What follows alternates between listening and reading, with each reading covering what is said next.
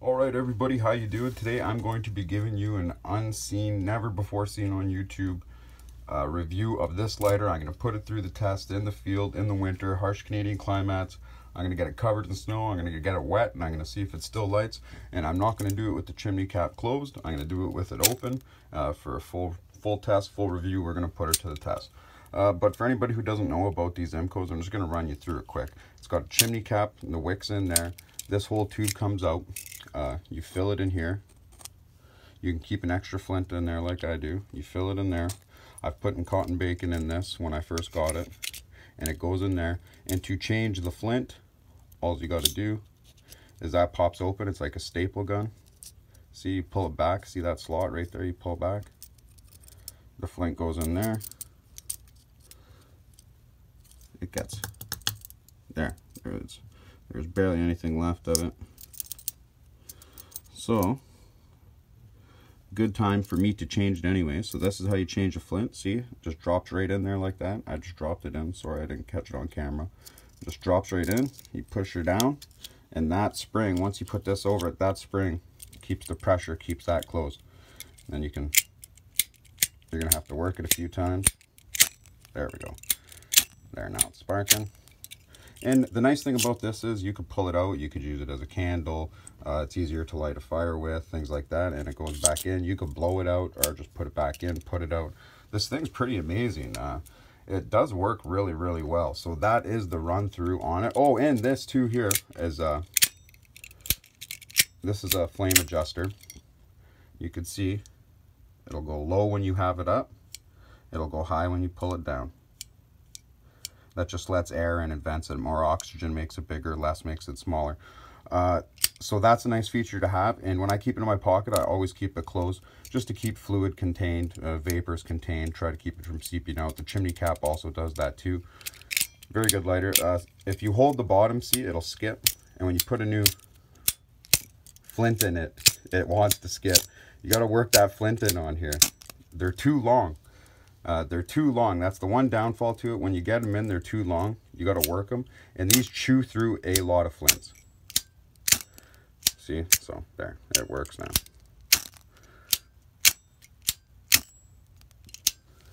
It chews through a lot of flint, this thing. It's got a lot of pressure on that flint wheel, and it eats a lot. It's pretty heavy.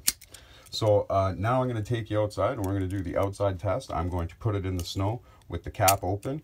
I'm going to put it in the snow, see if it lights, and then I'm going to pour water on it, see if it lights, and then we'll know if we've got a good reliable lighter that's going to last you in the winter and make sure it lights, and it's going to probably save your life. Maybe that's why the military used it. And I can tell you too that the fluid does last longer in here of this sealed container. It does last a long time because it's all sealed in there. Like you get 2 weeks out of this lighter a lot. So, but it does have mechanical issues and does break down. I've seen a lot of people complain about that. So that's up to you. But we'll go on with the review now. All right, everybody, we are here. We are going to test if that, damn it. We're going to test and see how it does in the snow test. Put it in the snow. Get a little on there. Lid was open.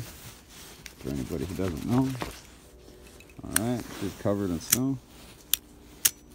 Oh, still sparks. Look at that. Dropped in the snow, still lights up. Okay, so now, there, now it's not on. Let's do the water test. Little Zippo Fanatic magic.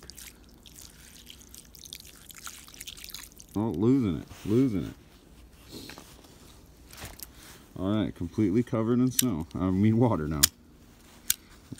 Will she light? I think it's skipping. It's not sparking yet.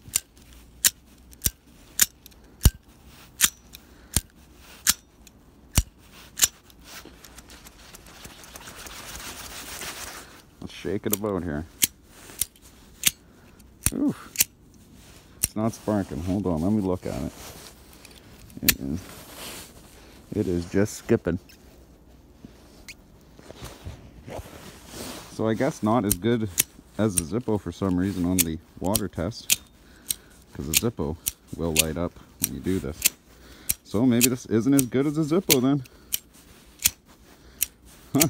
Well, couldn't get it. this will dry up. This will dry up in light, but... All right, so my final conclusions on this lighter. I just want to say I think that test was a little unfair because it does light up once I brought it inside and cleaned the gunk off the flint.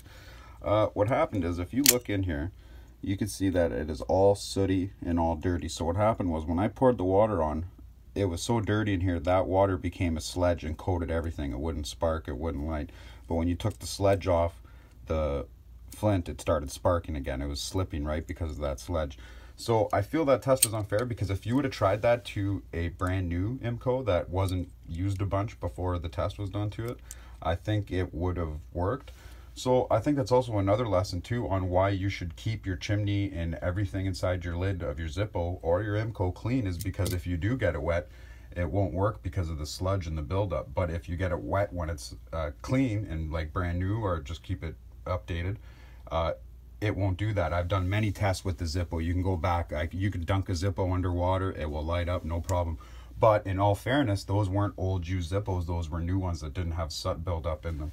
So that might be something to look into. So it passes and it fails, because if you let it get bad, it fails. But if you keep it clean, it works. Like I said, it works now. Just takes a few lights because the wick is still a little wet, but it still works. So even if you're in the field, you can clean this up, get the gunk off, and get it to work. You just rub the wick a little bit with your fingers and it'll get the sledge off and it'll work. So technically it's kind of a pass. It's just a matter of your perspective, how you feel about it. Let me know how you feel about the results down in the comments. Let me know what you think. And do you have an IMCO? Do you like using it? Does it break down on you?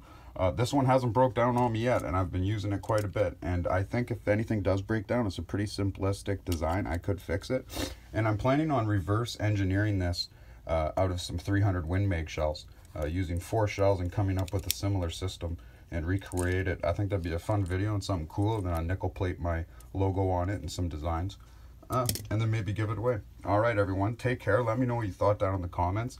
There is a Discord now too. The link is in the last video I posted on why lift to fill beginner's guide.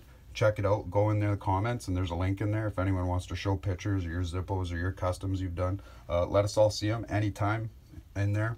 It's open 24/7. All right, take care, guys.